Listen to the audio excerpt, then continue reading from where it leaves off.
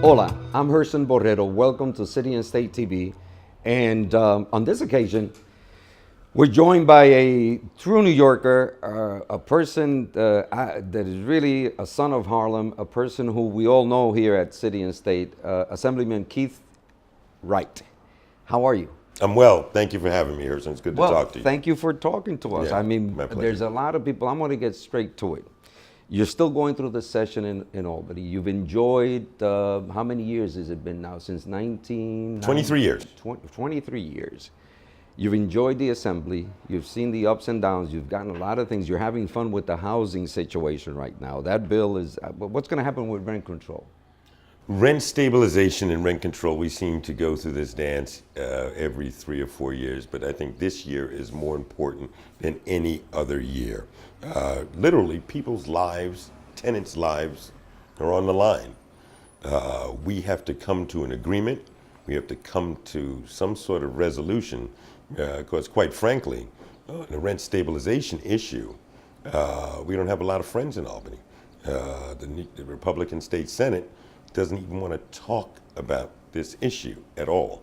There's really no conversation. I have had no conversation so far with my Republican counterparts, and it's an issue of tremendous importance. You have to remember, not only policy on a policy level is it that important, but I live it each and every day.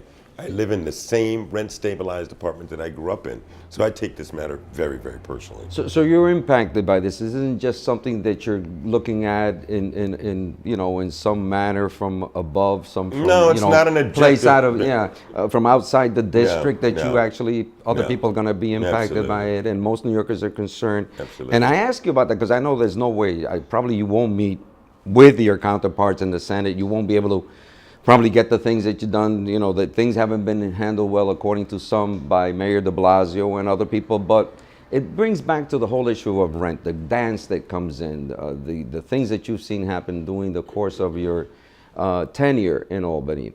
And quite frankly, this morning, what we want to talk about is the congressional seat. I know that in Congress, there's people looking more and more towards what is Congress doing, given the climate right now? What is going to happen to this District 13 that is represented by Charles B. Rangel right now, the history that it has? And you've expressed on occasions, and I bring that, and I think rent is a real good issue because I remember John Lindsay talking about housing, and Ed Koch when he was in Congress. People who actually lived through that and impacted by all these policies coming out of Washington. What has Keith Wright decided? I hear that you have decided. What are you going to do? I hear that you're announcing soon that you've made a decision. What have you decided in terms of the congressional race to replace Charlie Rangel? Well, you have to remember that this district has had two congresspeople in its entire history, two absolute giants in legislative history. Adam Clayton Powell Jr., the Reverend Dr. Adam Clayton Powell Jr., and Congressman Charles Rangel, both of whom have impacted upon my life in tremendous, tremendous ways. I remember when I was a kid walking up and down 125th Street, and I would see Adam Clayton Powell just walking around. I remember Charlie Rangel, who probably had just a tremendous impact upon me and why I wanted to get into politics and government. Because I do think that politics and government is an honorable profession. And it's a historic district. So with the work that I've done in the 23 years in the New York State legislature, in terms of trying to raise the public assistance grant, in fighting to eliminate the Rockefeller Drug Laws, in terms of trying to make sure that domestic workers have a Bill of Rights, just a few of the things that I've been able to do. I think it's important that some of the traditions of Adam Clayton Powell, some of the traditions of Congressman Charles Rangel, and the work that I've done should be carried on. And that's why we are announcing on Saturday at a clergy breakfast with many members of the cloth, many ministers, that we will be running for the seat being vacated by Congressman Charles Rangel, and we will be running a vigorous campaign for the United States Congress. So you're making it formal right now, and you're making it formal on Saturday. Okay. On Saturday, June 6, 2015. And you're talking to City and State TV right now, and you're talking to this Puerto Rican, Gerson Borrero, and you're actually telling me that you are going to run. Why Washington? Why try to live up to the legacy of Adam Clayton Powell and Charlie Rangel, who actually, own this seat, and they've tried to be, people have tried to knock them out, and people, they have said all kinds of things. And I mean, Charlie, some people thought would have to be taken out in a coffin, and yet he's walking out. Why now, when New York is so changed, when this very district, Assemblyman, this district has changed. The composition, there were some people who said there's a sense of it's our turn now. There were people, trying to imitate the president, Obama, when he was running, So if the district has changed, and I hear you announcing that church is in the Bronx, why the Bronx? You recognize the district has changed. It's 27% or 30% of the district is now in the Bronx. You're announcing in the Bronx. Is that a recognition that the district has changed? Is it a political move? Is it a recognition of the Latino factor in the district? Listen, let me just say this. Every neighborhood since the time that I've been growing up has been changing. That's what happens. It's a regular evolution of New York demographics. And so there are really no more homogeneous neighborhoods anymore. Right. Everybody is all over the place. We have black folks here. We have Latino folks here. We have Asian folks here. We have all sorts of white folks here. I mean, we are blended in together. We're all living together.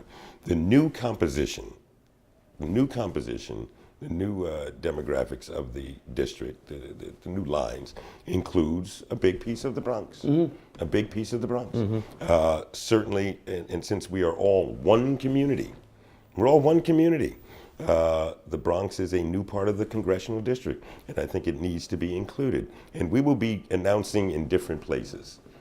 This is our first time we're having it. But the first time you do it formally will be in the Bronx. Formally with some great ministers, and we will be doing it in the Bronx. Why? So, why? Why not? I mean, certainly the Bronx is a big part of this congressional district, and we don't want the Bronx to feel as if they are a stepchild. We don't want the Bronx to feel as if they're just a left hand. We want the Bronx to feel included. Harlem is marrying the Bronx, and with the marriage of Harlem and the Bronx makes for one community, one great community. And Keith Wright is the groom? And Keith Wright is the groom? Yeah. Oh, I'd love to be. I'd love to be. And we're bringing together the varied interests, but they're all the same. And we're bringing together all of the folks from the Bronx and Harlem together. One of the things that in going to Congress and dealing in Washington, and I've had this conversation with Congressman Rangel, I mean, there is, and other Congress members from the New York delegation, sure. The fact that, there's this, you can't get things done. I mean, the top Democrat in the White House, President Obama, can't get things done. I mean, there's stiff opposition. Why you want to go to a place that actually doesn't? What is it that you can do for the people in this district? Why the desire? Certainly you could stay up in Albany, and you're a player in Albany. So what is it that Keith Wright will do with his presence if the people elect you? First, you'll have to go through the, I don't know how many candidates already saying that they're running. What do you see that you can bring to the table in Washington that is different now than when Charlie, because, it's very tough in Washington, the climate right now. Well, it's tough anywhere, no matter where you are. And let me just say this, I've had 23 years of legislative experience, and also I've put forth some great pieces of legislation, I do believe, in terms of police misconduct, in terms of racial profiling. And it's time to take these pieces of legislation that we've put on the table in Albany and bring them on a national level. And certainly one of the things that I want to talk about on a national level is that of student debt. Student debt. No one is talking about student debt. These students come out of college right now and they can't afford to get their own apartments, with whatever jobs that they're able to get. I know that from personal experience too, because I have a son who's going through this very same thing. So the things that we've been able to do on the state level, I want to put forth on the national level. If in fact that's part of the focus and your reasoning for actually running, there's also, you're talking about student debt, there's also a high rate of incarceration of No people question. That, are our children, black and brown people, males, they don't get a shot, and it continues. We had an example here of stop and frisk, and some people are now hysterical. Some headlines of some of the tabloids, the fact that crime is up. I mean, there's a difference, I think, of 20 murders at this same time. I'm not minimizing that. Do you see this racial divide? There's an attempt here to somehow say that the 12 years of what I call a tyranny of Miguelito Bloomberg and, Ray Kelly and stop and frisk, black and brown kids. But the fact that, how do you deal with this on a congressional? How do you change this? How do you change the mindset of what's happening nationally? I mean, Ferguson is there, Staten Island is there with Eric Garner, people just being, our folks being picked on and murdered sometimes by abusive police, excessive force of police officers. How does Keith Wright, and given the fact that the legacy of your own father, Judge Wright, I mean, what do you do? What is it that you bring here? I'm trying to get a sense of what is going to be different in the campaign trail. Listen, I have pieces of legislation that I've introduced and passed in the Assembly. One such piece of legislation would require that a police officer be tested for drugs and alcohol every time that they fire their gun. Certainly I have another piece of legislation in terms of police misconduct. Any sort of police misconduct needs to be investigated by the Attorney General of the state of New York. The thinking is that there's an inherent almost conflict of interest between district attorneys and the police forces in which they are theoretically thought of as their clients. So how can they look into and investigate cases of police misconduct with folks that they work with each and every day? So in recognizing that there's gridlock anywhere, there's gridlock in Albany, there's gridlock in Washington, D.C., but it's time, especially since Congressman Rangel is not running, it's time to put forth the things that we have done on a state level and bring them on a national level. You've been very respectful of the process and people who actually went after Charlie Rangel when he at his weakest point. Specifically, State Senator Adriano Espaillat. I'll say it if you don't. And then twice. And, Charlie beat him when he couldn't walk, and then Charlie beat him when he was well, and by wide margins. So have you spoken to Charlie Rangel about your running and wanting to succeed him? And what does Charlie say, if you can share those conversations? Is he endorsing you? Is he giving you his bendición? Is he blessing you? Don't know. You'll have to talk to the congressman about that. But we are running. We are focused on what we're doing because we think this candidacy makes sense. It's a culmination of a life's work.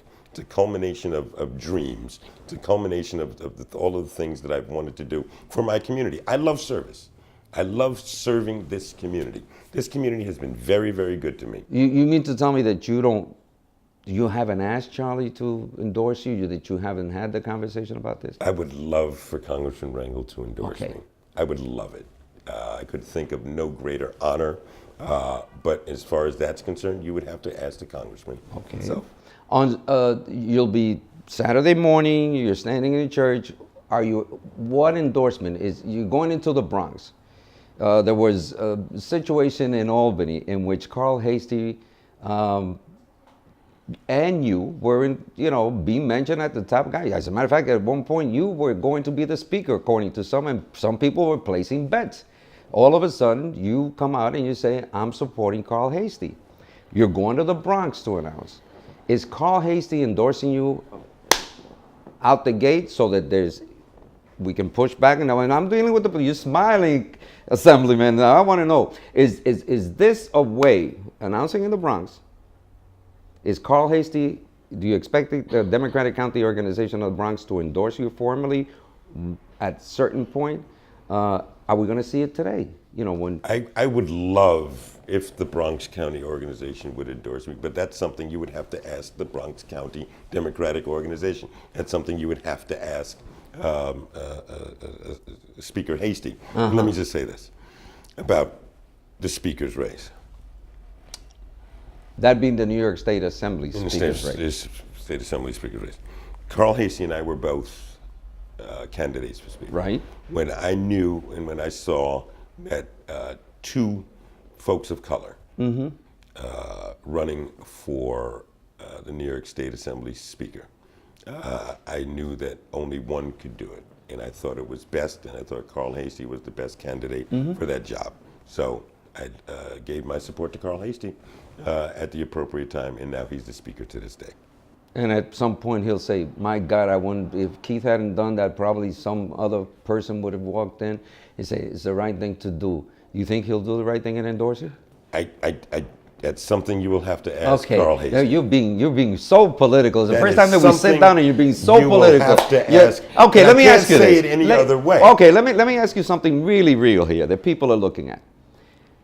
The political side and the ethnic politics. Some people think this is a seat that is, you know, we're next. Adriano Espaillat has said, you know, it's our time. He's thinking of running.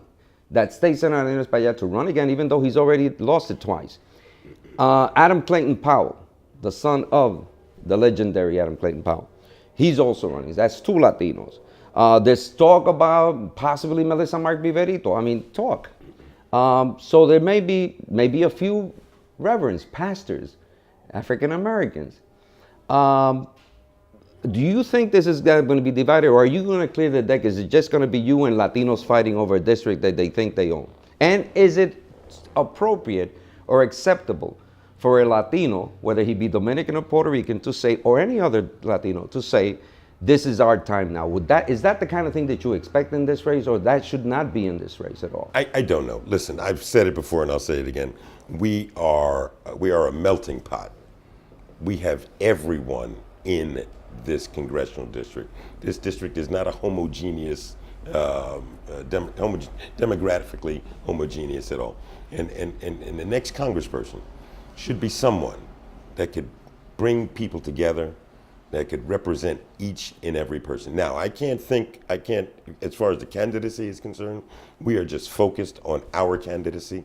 I cannot speculate, I cannot postulate, I cannot theorize on any other person that is running or might be running at all. And all I can say is that if people want to run, welcome to the party. We think that our candidacy makes sense. There's a rationale to it. There's reasoning to it, and I'm almost like the horse in the fields that has blinders on.